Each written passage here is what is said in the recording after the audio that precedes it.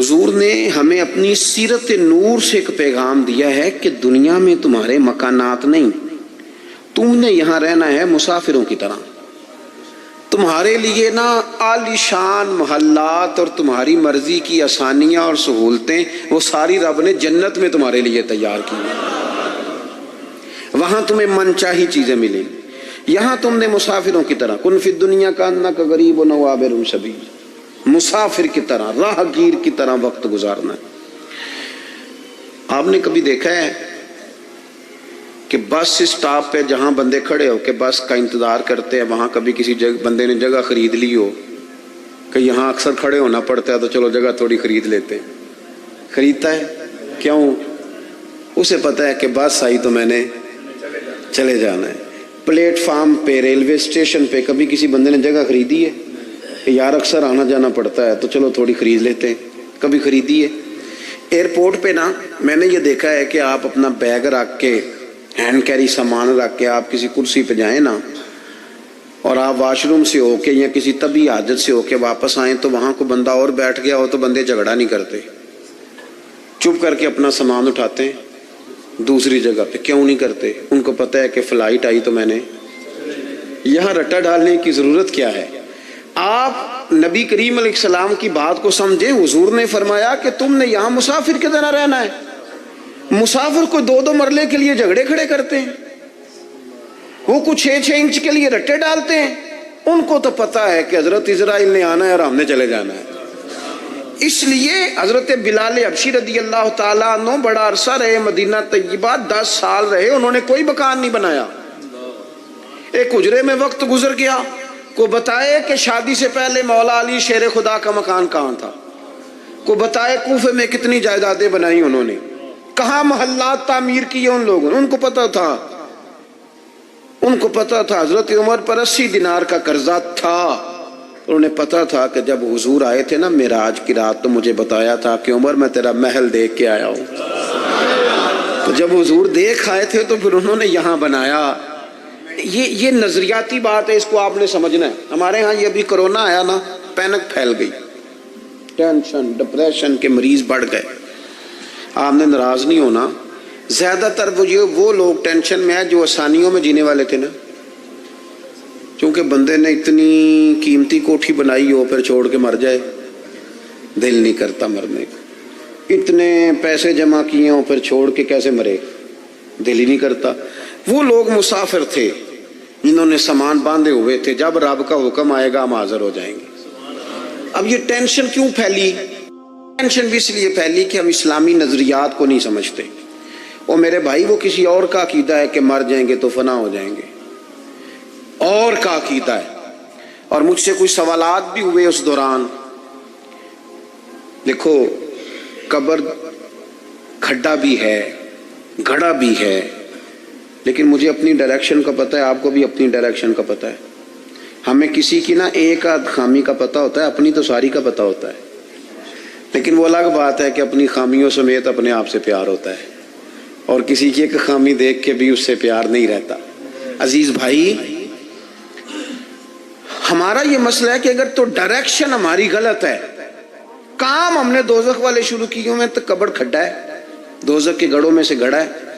لیکن اگر ڈائریکشن ٹھیک ہے، حلال حرام کی تمیز ہے، آنکھ پر، زبان پر، نفس پر کنٹرول ہے، پھر قبر کھڈا نہیں، نظریہ سمجھو، پھر تو قبر باغ ہے۔ نہیں سمجھے آپ میری بات؟ قبر باغ میں جاتے ہوئے ڈر لگتا ہے، پریشانی ہوتی ہے، دل گھبراتا ہے۔ وہ جی قبر میں آکسیجن کہاں سے آئے گی؟ میں نے کہا جہاں اماں کے پیٹ میں بچہ ہوتا ہے تب کہاں سے آتی ہے؟ چلیں اس سے بھی اور مثال دیتا ہوں۔ کبھی انڈا دیکھا جب اس میں سے بچہ نکلتا ہے؟ چاروں جانب کو جگہ ہوتی ہے آکسیجن کی۔ یہ جو بڑے عقل مند لوگ ہیں یہاں سوال کھڑے کرتے ہیں، ان سے پوچھو کہ بچہ تندرست بھی نکلتا ہے انڈے سے اور سونا بھی نکلتا ہے۔ تو جس رب نے وہاں اسے سنبھال کے رکھا نا، پیاری جلد بنائی، وہ قبر میں بھی تیری بڑی حفاظت فرمائے گا، بڑی حفاظت فرمائے گا۔ بلوارت شاہ نہیں مردے جنہ کیتیاں نیک کمائیاں نے، نالے عرش فرشتے بانگاں ملیاں، مکے پہ گیا شور، بلے شاہ آسان نہیں مرنا ہے تے مر گیا ہی کوئی اور۔ تو کوئی اور یہ کہ اب اقبال بھی کہتے ہیں موت کو سمجھے ہیں غافل اختتام زندگی، یہ ہے شام زندگی پھر صبح دوام زندگی۔ قبر باغ ہے، باغ۔ آپ ایک وہ ہے کہ خوف ہے قبر میں کیسے جائیں گے، وہاں کیا بنے گا، بستر کوئی نہیں، ٹھنڈ بڑی ہے، وہاں کیسے گزارا۔ ایک یہ ہے کہ وہ باغ ہے، باغ بھی عام نہیں، روضۃ من ریاض الجنہ، جنت کے باغوں میں سے باغ، اور باغ عام نہیں جس کے نیچے نہریں رواں ہیں، اور باغ اتنی شانوں والا ہے کہ پہلی آنکھ کھلے گی تو زیارت چہرہ ودھا کی نصیب ہوگی۔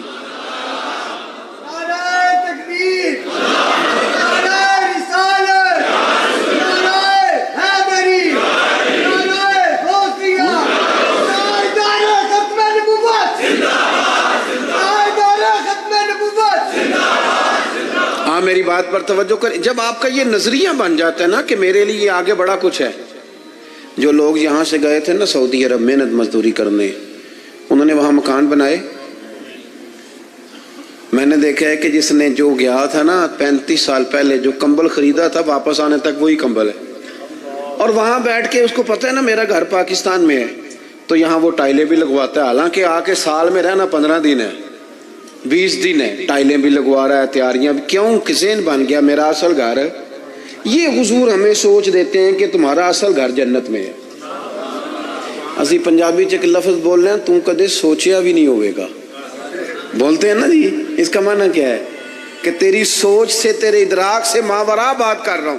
حضور کیا فرماتے ہیں، نبی پاک فرماتے ہیں تمہارے لیے رب نے جنت میں وہ نعمتیں تیار کی ہیں نہ کسی آنکھ نے دیکھی نہ کسی کان نے سنی، اور فرمایا تمہارے دل پر خیال بھی نہیں گزرا ہوگا کہ اللہ یہ عظمتیں عطا فرمائے گا۔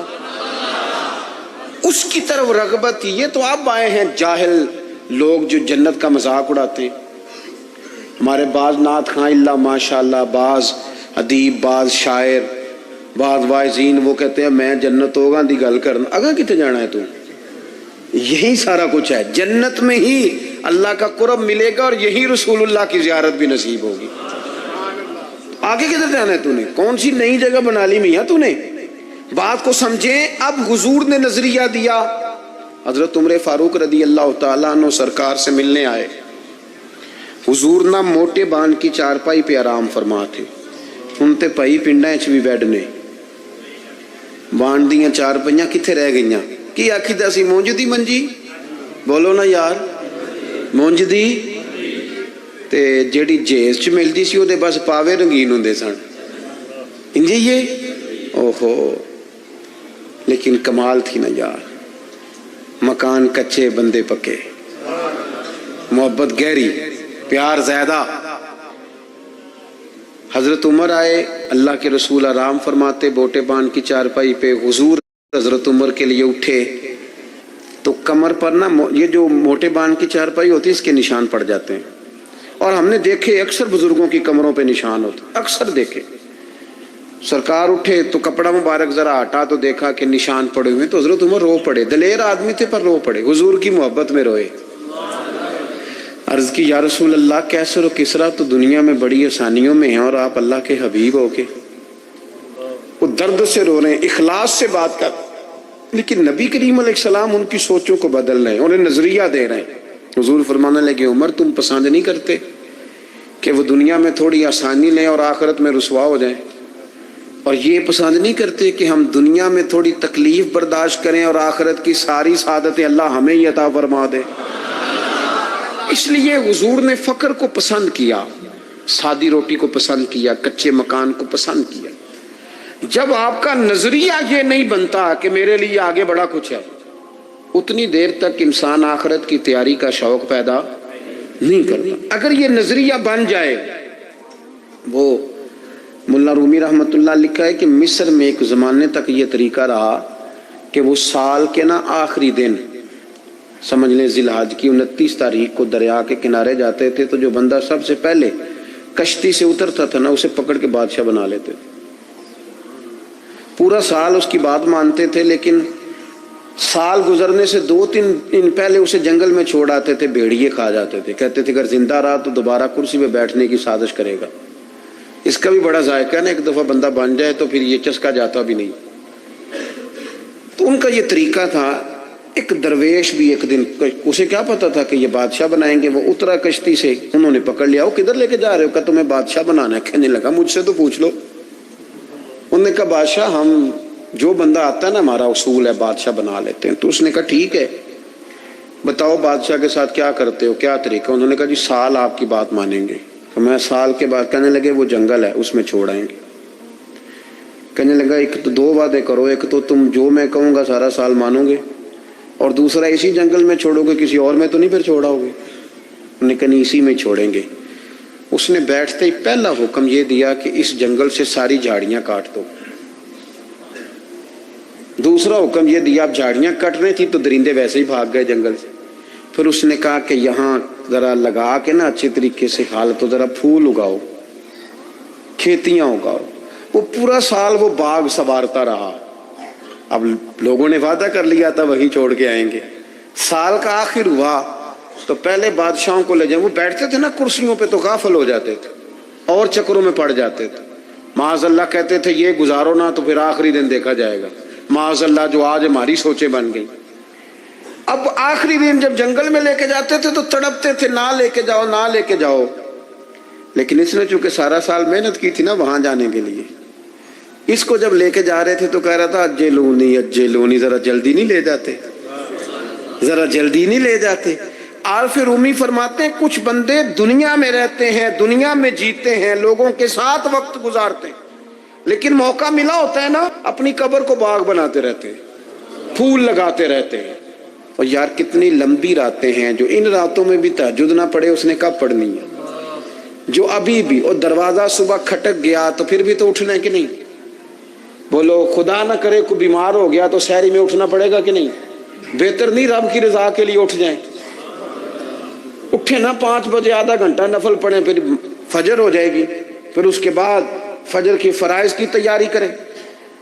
دنیا میں رہ کے جو بندہ اپنی وہاں کے مارتا رہے گا نا بچھو قبر کے، انشاءاللہ جب وہ دنیا سے جائے گا نا تو حضرت باعزید بستامی کی طرح ہنستا مسکراتا ہی دنیا سے جائے گا۔ پھر ہنستا مسکراتا ہی دنیا سے جائے گا۔ اور اعلیٰ حضرت بریلوی کہتے ہیں ہم تو لحد میں عشق رخ شاہ کا داغ لے کے چلے، اندھیری رات سنی تھی تو چراغ لے کے چلے۔ اپنی اس فکر کا اظہار کریں۔ بات ختم کرتا ہوں۔ ایک خاتون نے آ کے عرض کیا تھا، بخاری شریف میں موجود ہے، یا رسول اللہ میں مرگی کی مریضہ ہوں۔ تو سرکار نے فرمایا کہ کیا چاہتی ہے؟ عرض کی حضور چاہتی ہوں میرے لیے دعا کر دیں، اللہ شفا دے دے۔ حضور سب کے لیے دعائیں کرتے تھے، پر آج پتہ کیا فرمایا؟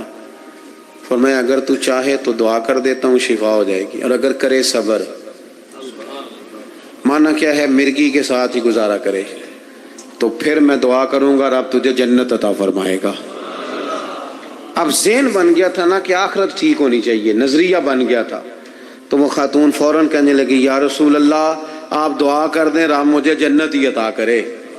کیا کہہ رہی ہے بھلا؟ وہ کہہ رہی ہے میں مرگی کے ساتھ ہی گزارا کر لوں گی، تھوڑی سی تو زندگی ہے، جیلوں کی مرگی کے ساتھ ہی۔ سرکار نے دعا کر دی، عرض کرنے لگی یا رسول اللہ صلی اللہ علیہ وسلم جب مرگی ہوتی ہے تو جسم سے کپڑا ہٹ جاتا ہے، عورت ہو تو حیا آتی ہے۔ تو محبوب نے دعا کر دی۔ لوگ کہتے ہیں جتنی مرضی مرگی ہوتی تھی کپڑے جسم پہ قائم رہتے تھے۔ بڑا لمبا وہ خاتون حیات رہیں۔ باہر سے کوئی آتا تھا تو صحابہ پوچھتے تھے جنتی عورت دیکھنی ہے؟ اس بوڑھی کی زیارت کرو، اسے دنیا میں حضور نے جنت کی بشارت عطا فرمائی۔ اپنی زندگی کے اندر 2 باتیں میں نے آج جو حضور نے ہمیں سکھائی ہیں وہ آج اس اجتماع میں آپ کی خدمت میں عرض کی ہیں۔ 2، ایک تو بھروسہ اللہ پہ کرنا ہے، کچھ چیزیں رب پہ چھوڑ کے دیکھیں کرم ہو جائے گا۔ اور دوسری بات یہ کہ رہیں دنیا میں لیکن تیاری آخرت کی کریں۔ اصل گھر یہ میاں محمد بخش صاحب رحمۃ اللہ علیہ کو ایک بندہ لے گیا ٹانگے پہ بٹھا کے اپنے گھر، بڑی دیر سے کہہ رہا تھا حضور دعوت قبول کر لیں، تو وہ رستے سارے بتاتا گیا، یہ زمین بھی میری ہے، یہ بھی میری ہے، یہ بھی میری ہے، یہ بھی میری ہے۔ تو بتاتا گیا اللہ والوں پہ دولتوں کا اثر کوئی نہیں ہوتا۔ تو وہ نہ جب وہ زیادہ ہی اوور ہو گیا، زیادہ ہی کہانیاں سنائی، وہ بھی خوہ ساڈا تے وہ بھی میل ساڈی ہوتی ہے نا طبیعت، تو میاں صاحب رحمت اللہ علیہ کہنے لگے بیلیا بس کر، اے تیر تو پہلا کی دی سی؟ اس نے کہا جی فلانے کی۔ فرمانے لگے تیرے بعد کس کی ہوگی؟ وہ چپ کر گیا تو فرمانے لگے دانش منداں دا کم ناہی دل دنیا تے لانا، اس ووٹی تے لکھ خامد کیتے تو جو کیتا سو کھانا۔ یہ تو بڑے خامد کرتی ہے، آج کوئی مالک تھا اور کل کوئی اور مالک ہوگا۔ ہم تو اصل وارث اس جگہ کے ہیں جو رب رسول جنت میں اپنے فضل سے عطا کریں گے، اس طرف توجہ کریں۔ اللہ آپ کو بہت سی برکتیں دے۔